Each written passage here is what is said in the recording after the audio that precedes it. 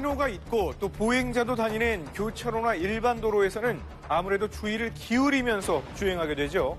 하지만 고속도로에서는 쉽게 집중력이 떨어진다고 합니다. 졸음운전이나 전방주시 태만으로 인한 대형 사고가 잦은 곳이 바로 고속도로인데요. 잠깐의 방심이 다른 운전자들을 순식간에 위험에 빠뜨릴 수 있습니다. 바로 이렇게 말이죠. 가족들을 태우고 고속도로를 주행하던 제보자. 그런데 감속하는 순간 뒤에서 충격이 가해집니다. 갑작스런 사고였는데요. 아이들도 많이 놀란 것 같습니다. 대체 무슨 일이 있었던 걸까요? 갑작스런 정체가 원해서 저도 살짝 멈추긴 했는데 이러면 뒤에서 분명히 누군가가 박을 수 있겠구나라고 생각한 찰나에 사고가 일어난 거죠. 정차한 지 겨우 1초 만에 발생한 사고였습니다. 어쩌다 이런 사고가 난 건지 후방 블랙박스 영상을 보면 알 수 있는데요. 제보자를 따라 정차한 승용차 뒤에 이 트럭이 원인이었습니다. 그래서 속도를 줄여야 되는데 더 빨라졌잖아요, 지금. 맨 마지막에 있는 1톤 트럭이 한 80에서 90 사이의 속도를 가지고 운전을 하고 있었다라고 저는 들었거든요. 트럭이 정체 구간임에도 속도를 전혀 줄이지 않고 차로를 변경하다가 사고가 난 거죠. 에어백이 모두 작동할 정도로 충격이 컸습니다. 다행히 크게 다친 사람은 없었다는데요. 고속도로 한복판에서 발생한 사중 추돌 사고. 대체 트럭 운전자는 왜 멈추지 않았던 걸까요? 경찰한테 듣게 되었는데 트럭 운전자분께서 앞을 잘 안 봤다라고 듣게 됐습니다. 운전 중 앞을 잘 봐야 한다는 거 수없이 강조했죠. 더 이상 이런 사고는 없길 바랍니다. 운전 중 황당하고 위태로운 상황을 목격했다는 제보자. 아찔했죠. 느닷없이 와서 박으니까 저도 경향도 없었고. 제보자는 어떤 상황과 마주한 걸까요? 당시 제보자는 고속도로 1차로에서 주행 중이었는데요.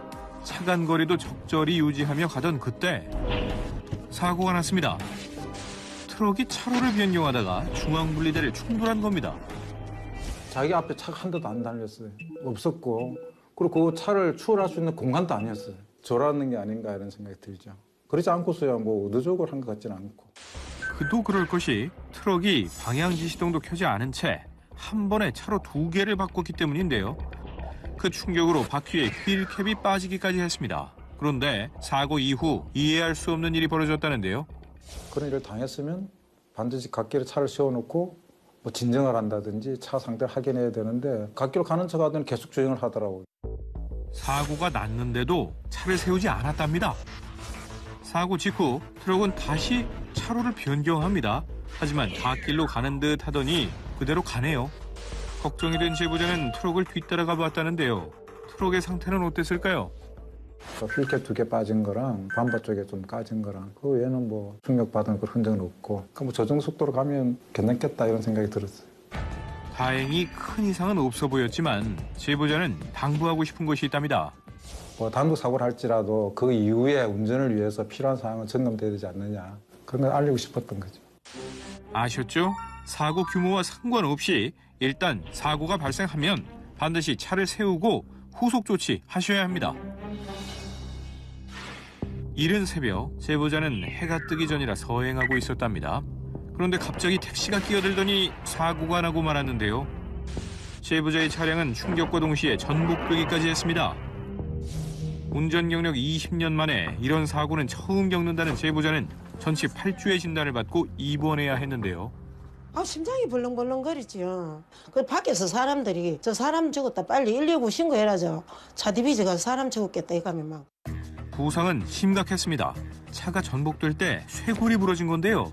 그 때문에 장시간에 걸친 큰 수술을 받아야 했답니다. 제보자 앞으로 택시가 갑자기 끼어든 이유가 대체 뭘까요?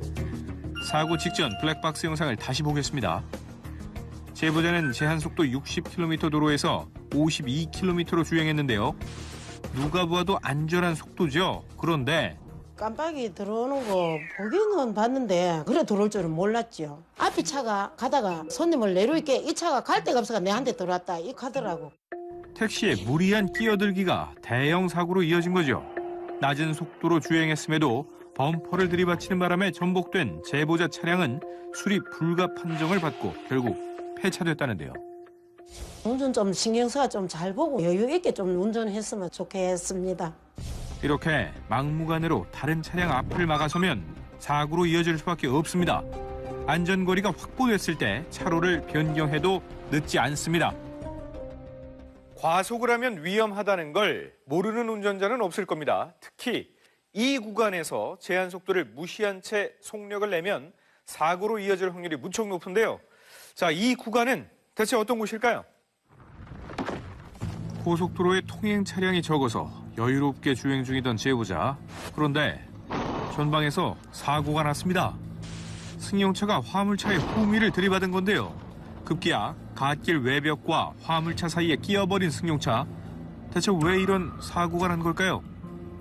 저는 3차선에서 100에서 105 정도 속도 유지하면서 달리고 있었고 사고 차량이 아마 뒤에서 오는 게 한 150 이상 정도로 아마 달려온 것 같더라고요. 이곳은 제한속도 100km인 도로였지만 승용차는 그 속도를 훌쩍 뛰어넘은 건데요. 과속한 상태로 차로를 변경하다가 사고를 피할 수 없었던 거죠. 차량 엄청 파손됐죠. 진짜 오른쪽, 왼쪽 할 거 없이 타이어 쪽이란 완전 다 찌그러져고 유리도 파손이 꽤 됐었던 것 같은데. 다행히 두 차량 탑승자들 모두 크게 다치지는 않았답니다. 하지만 이 도로에서 과속을 하면 더 위험하다는데요. 그 이유는 바로 곡선 구간이기 때문입니다. 완만한 곡선이라 하더라도 너무 빠르게 달리면 원심력으로 차체가 방향을 잃기 쉬운데요. 이곳에서 과속 주행을 하는 건 너무 무모했던 거죠. 차를 구매한 지 불과 2개월 만에 사고를 경험했다는 또 다른 제보자. 수리비만 500만 원이 들 정도로 파손이 심했다는데 대체 어떤 사고였을까요? 사고가 난 곳은 자주 이용하던 익숙한 도로였다는데요. 속도를 내서 주행하던 중에 갑자기 사고가 발생했습니다. 제보자의 단독 사고였는데요. 사고의 원인은 무엇이었을까요? 국도로 진입하는 그 램프 구간이었는데 균일하게 진입하다가 순간적으로 조금 더 깊어지는 그런 구간이었습니다. 당시에 좀 어느 정도로 달리셨어요? 거의 60 넘어서 거의 70 정도 그 정도로 갔던 것 같아요. 사고는 경사진 곡선도로인 램프 구간에서 발생했답니다. 제보자와 함께 현장에 가봤는데요. 당시 곡선 구간에 들어서기 전에 제보자가 본 것이 있답니다. 이쪽 오른쪽에 40km라고 되어 있어요. 보셨던 거네요, 당시에. 네, 속도 줄이라는 것도 봤는데 그 구간의 제한 속도는 40km였던 겁니다. 제보자의 속도는 70km로 제한 속도를 훨씬 초과해 달린 거죠. 이런 커브길에서 과속하다 보니 차체가 방향을 잃은 겁니다. 제보자는 왜 속도를 줄이지 않았을까요? 한창 이제 운전을 잘한다고 생각을 하고 나는 사고가 안 나라고 생각을 하니까 자신감 때문에 그것 때문에 사고가 난 거죠. 반성 좀 하고 있고 램프 구간 같은 데 갈 때 이제 규정속도 표지판 꼭 읽고 그 속도대로만 이제 다니고 있습니다. 곡선 구간에서는 과속 금지라고 강조 또 강조했지만 이를 어기는 운전자가 많죠. 대체 왜 그러는 걸까요? 자기의 운전 방법을 너무 믿는 사람이 많습니다. 곡선 구간이 직선 도로가 똑같다는 생각을 가집니다. 그래서 곡선 구간에 가속을 한 상태에서 진입을 한다는 거죠. 제한속도 괜히 써 있는 게 아닙니다. 최소한 이 속도 미만으로 내려가야지만 안전이 보장됩니다. 특히 사고를 좀 예방할 수 있습니다라는 뜻을 가지고 있어요. 커브길의 제한 속도는 곡선 반경을 측정해서 가장 안전한 속도로 정해지는데요. 그 이하로 주행해야 사고를 예방할 수 있습니다. 그래서 속도 표지판은 곡선 구간에 없어서는 안 되는 설치물인 거죠. 2년 전 익숙치 않은 도로를 이용한 제보자는 안전운전을 위해서 속도를 많이 낮추고 주행했답니다. 그런데 갑자기 앞에서 사고가 났는데요. 승용차 한 대가 중앙 화단을 받고 튕겨지더니 연석까지 충격한 겁니다. 왜 이런 아찔한 사고가 난 걸까요? 앞에 회전교차로가 있더라고요. 근데 그 옆에 이제 커브가 있었는데 굉장히 굽었었어요. 그래서 브레이크를 밟으면서 천천히 돌아 나갔는데 갑자기 뒤에서 차 붙는 느낌이 들더라고요. 제 앞을 추월하려고 했던 모양이에요. 한 60에서 70 정도 가속을 하면서 커브 진입을 한 것 같습니다. 이번에도 곡선 구간에서 일어난 과속 사고였는데요.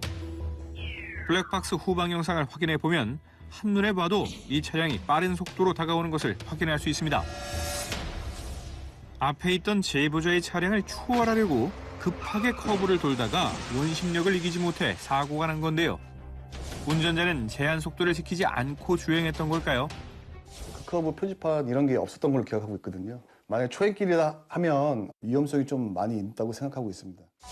90도에 가까운 곡선도로였지만 그 어떤 표지판도 없었답니다. 현재는 상황이 좀 나아졌을까요? 곳곳에 설치된 제한속도 표지판과 단속 카메라가 보이는데요. 이전과는 확실히 차이점이 있습니다. 그래서 운전자들도 이곳에서는 속도를 낮추고 운전하는데요. 곡선 구간에서 제한속도 표지판이 얼마나 중요한 역할을 하는지 아시겠죠? 하지만 운전자들이 제한속도를 알 수 없는 위험한 커브길이 아직 많습니다. 교통사고 감정사와 함께 제한속도 표지판이 없는 급커브 도로를 살펴봤는데요.